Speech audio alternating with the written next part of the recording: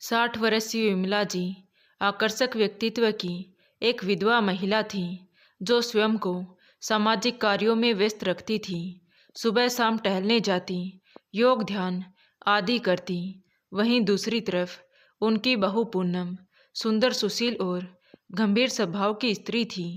30 वर्षीय पूनम एक स्कूल में अध्यापक का कार्य करती थी। स्कूल से घर और घर से स्कूल, बस यही उसकी दिनचर्या थी। 5 साल पहले विमला जी के बेटे यानी कि पूनम के पति रमेश तथा 2 साल की बेटी परी की मृत्यु एक हादसे में हो गई थी। तब से पूनम एकांत में रहना पसंद करती थी। किसी से मिलना जुलना, हंसना बोलना मानो वो भूल ही गई थी। अथक प्रयास के बाद भी विमला जी उसे इस गम से बाहर नहीं निकाल पा रही थी। उसको इस गम से बाहर निकालने के कारण ही विमला जी 4 साल पहले दिल्ली से देहरादून शिफ्ट हो गई थी। विमला जी के पति, जो कि राज्य प्रशासनिक अधिकारी थे, उनकी 4 साल पहले हृदयघात से मृत्यु हो गई थी। उन्होंने अपने सेवा काल में ही देहरादून में ये मकान बनवा लिया था। रिटायरमेंट के बाद उनके यहाँ रहने की इच्छा थी। विमला जी को अब यहाँ रहते हुए लगभग 3 वर्ष हो गए थे, परंतु पूनम के व्यवहार, उसके दुख और उसकी पीड़ा में कोई कमी नहीं आई। उसकी मानसिक स्थिति में कोई सुधार नहीं आया, जिसके कारण अभी विमला जी बदहवास अपने गम में खोई खोई रहती थी। अपना अकेलापन दूर करने के लिए एक दिन विमला जी ने अपनी बहू पूनम के सामने घर को किराए पर देने का प्रस्ताव रखा, जिसे सुनते ही पूनम भड़क गई।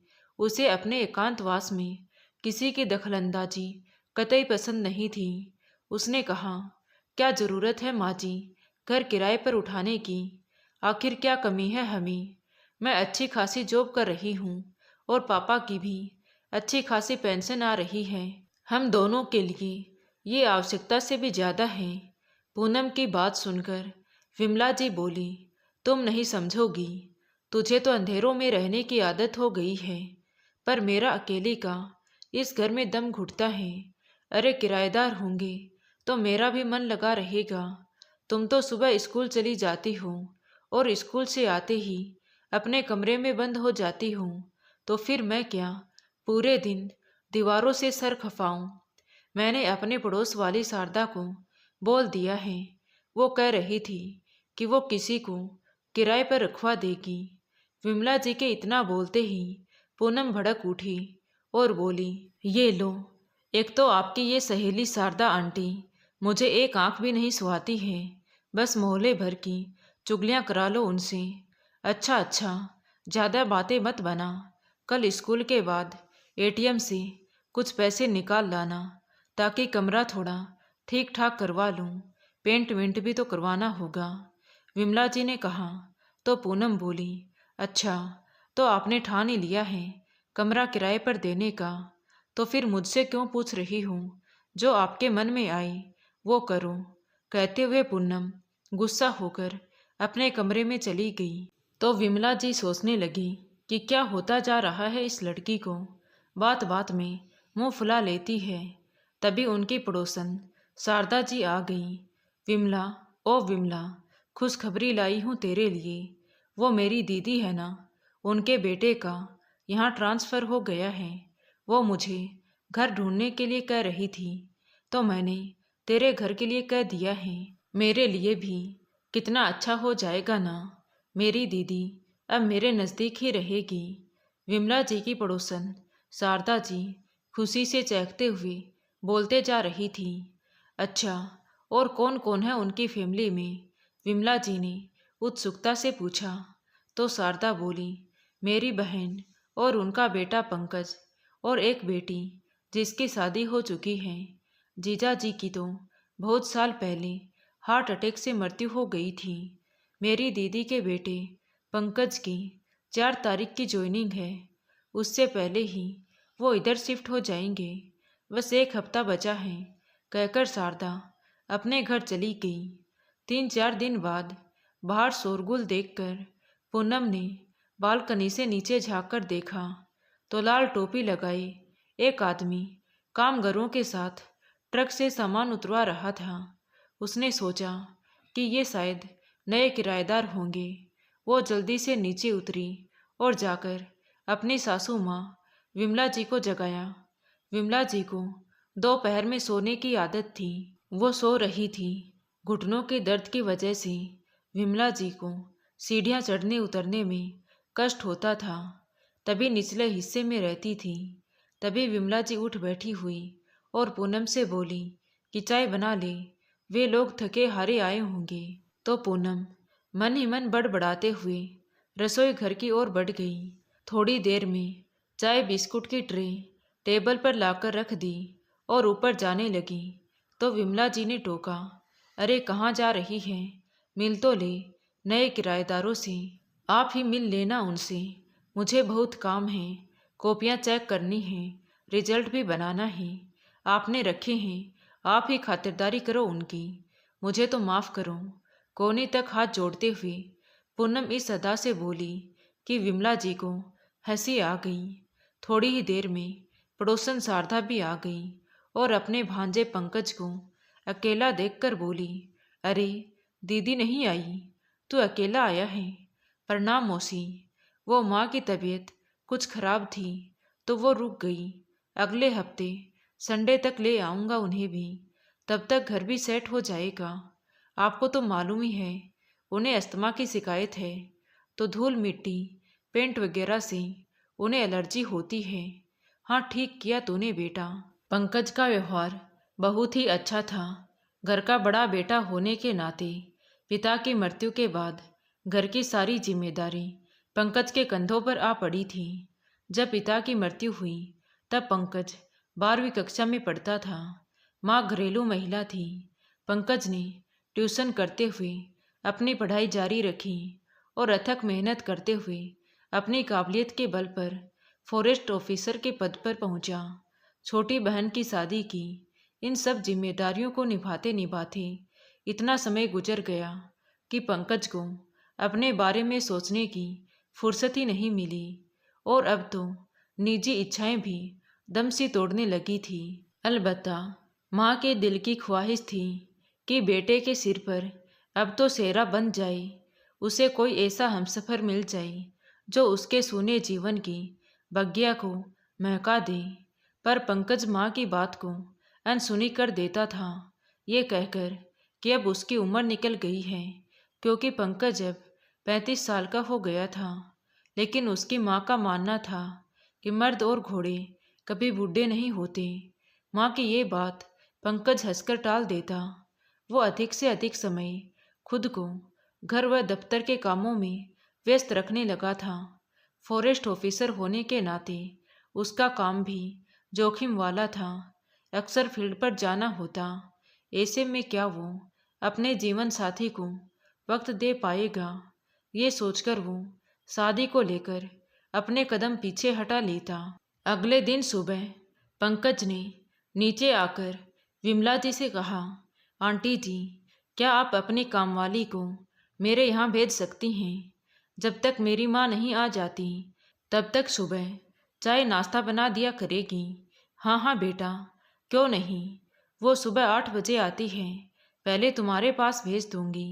लेकिन अभी तो चाय पियो, मैं तुम्हें बुलाने ही वाली थी।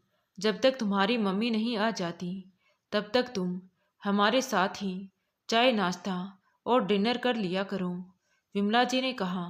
तो पंकज बोला, अरे नहीं आंटी जी, आप क्यों तकलीफ़ करेंगी, आप बस मेड को भेज दीजिएगा। अच्छा ठीक है भाई, आज तो चाय नाश्ता यही कर लो। तभी पूनम भी स्कूल के लिए निकलने लगी। पंकज को देखकर थोड़ी ठिठक गई, फिर बाहर जाने लगी। तो विमला जी बोली, अरे बिना चाय नाश्ता किए कहाँ भागे जा रही हो? मैंने टिफ़िन भी तैयार कर दिया है, मुझे देर हो रही है, मैं स्कूल में कुछ खा लूँगी। पूनम भागते हुए बोली, क्यों खाएगी वहाँ जब सब कुछ तैयार है? और अगर इतनी ही देर हो रही है तो पंकज छोड़ आएगा तुझे। क्यों पंकज? विमला जी ने पंकज की ओर देखते हुए कहा। तो पंकज बोला, जी हाँ जी आंटी जी, बिल्कुल छोड़ आऊँगा। जी नहीं, मुझे किसी की मदद की ज़रूरत नहीं है, मैं जा रही हूँ। पूनम दनदनाते हुए गेट से बाहर निकल गई तो विमला जी ने पंकज से कहा, बुरा ना मानना बेटा, पूनम दिल की बुरी नहीं है, हालात ने उसे इतना कठोर और मुंह फट बना दिया है। मेरी बेटी तो बहुत प्यारी थी, सब्र वाली थी। अच्छा आंटी जी, कुछ बताएं अपने और पूनम के बारे में। विमला जी कुछ कहने ही जा रही थी कि तभी काम वाली बाई आ गई। अच्छा बेटा, ऐसा करो, पहले तुम अपना काम करवा लो, फिर तुम्हें ऑफिस भी जाना होगा। नहीं आंटी जी, ऑफिस तो एक हफ्ते बाद जाना है, घर सेट करने में ही कई दिन लग जाएंगे। शाम को जब पंकज नीचे आया तो विमला जी और पूनम चाय पी रही थी। विमला जी पंकज के लिए भी चाय ले आई। पूनम वही सुबह के अखबार में नज़र गड़ाए बैठी रही। तभी घड़ी की सुई ने 6 बजने की घंटी बजाई तो पूनम बेतहाशा गेट की तरफ दौड़ती हुई गई। उसे यूं हड़बड़ाहट में भागते देख पंकज ने सवालिया निगाहों से विमला जी की ओर देखा। वो एकदम शांत बैठी थी, मानो पूनम का ये कृत्य उनके लिए रोज की बात हो। लेकिन पंकज पूनम के पीछे जाने के उपक्रम में उठने लगा, मगर विमला जी ने हाथ के इशारे से उसे बैठने को कहा। वातावरण बोझिल सा हो चला था। दोनों निशब्द बैठे थे। विमला जी शांत तो थी, पर चेहरे से अपार दुख झलक रहा था।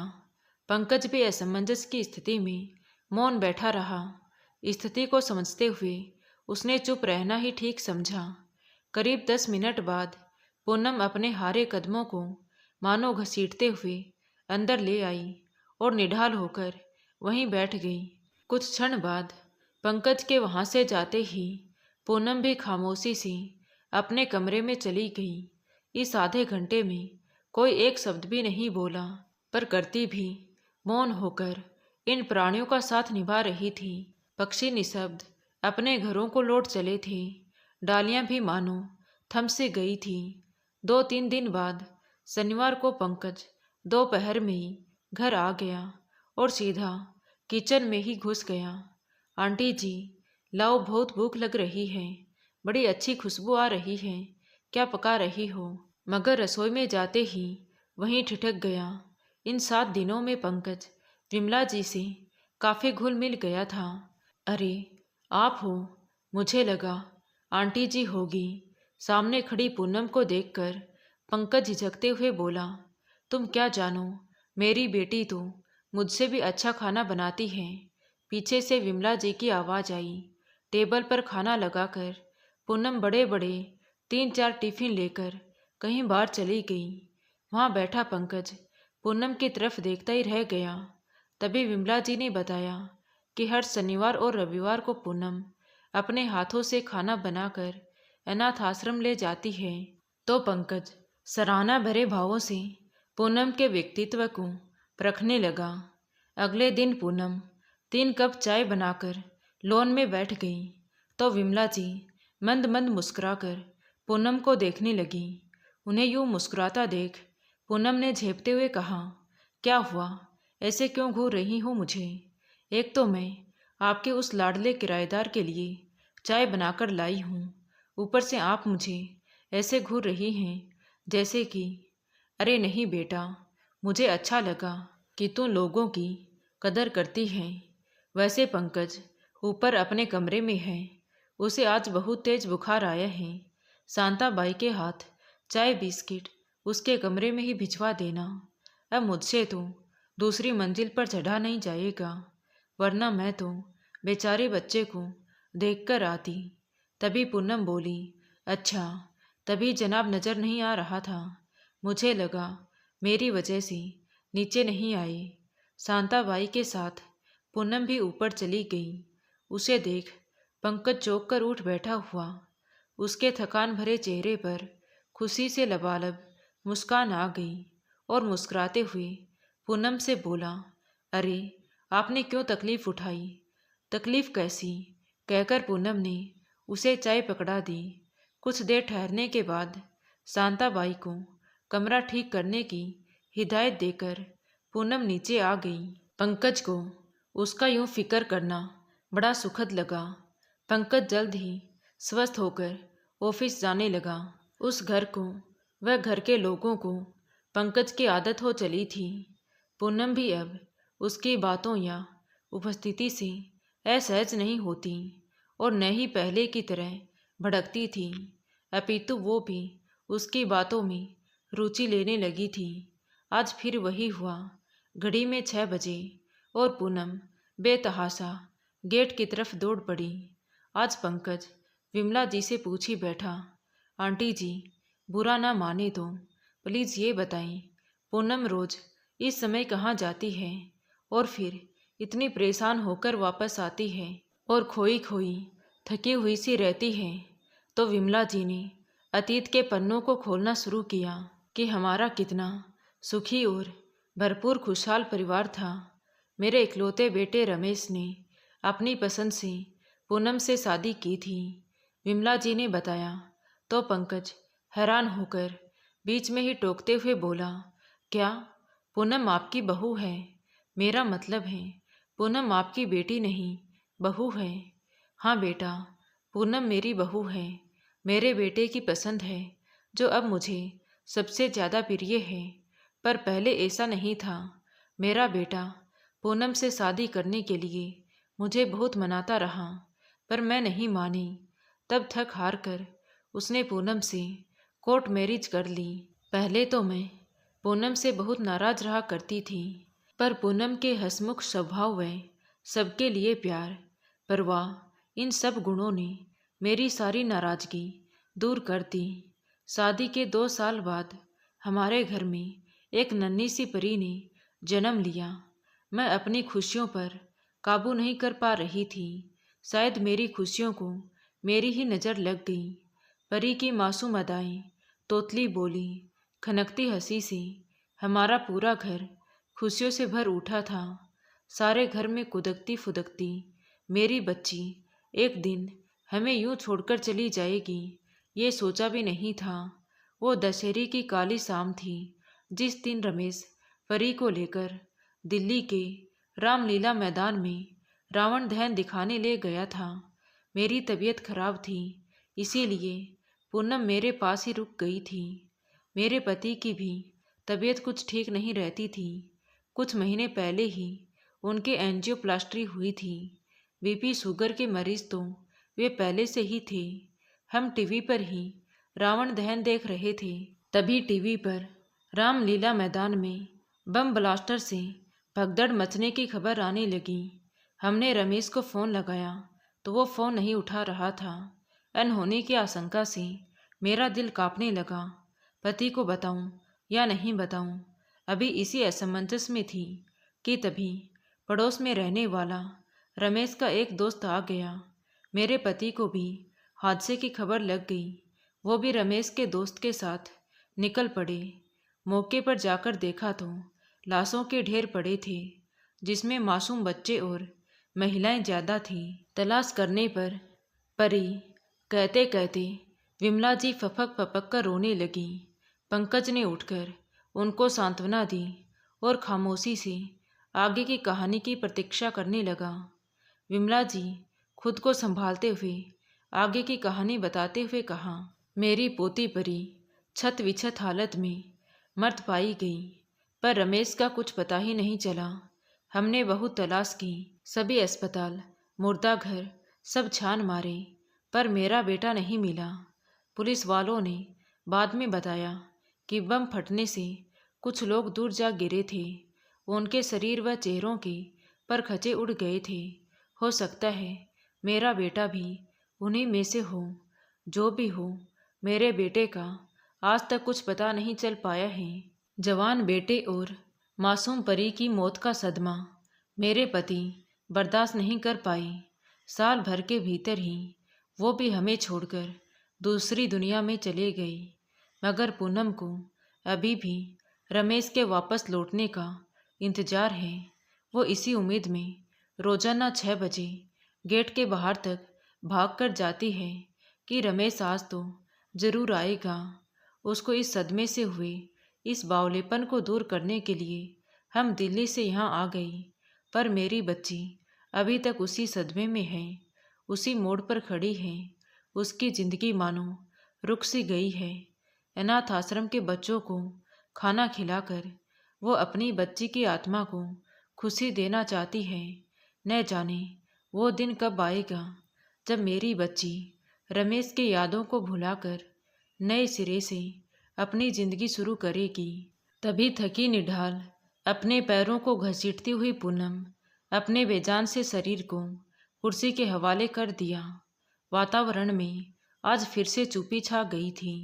तभी अचानक पंकज उठा और विमला जी के कदमों के पास बैठते हुए बोला, आंटी जी, अगर आप आज्ञा दें और पूनम उचित समझे तो मैं पूनम को अपनाना चाहता हूँ।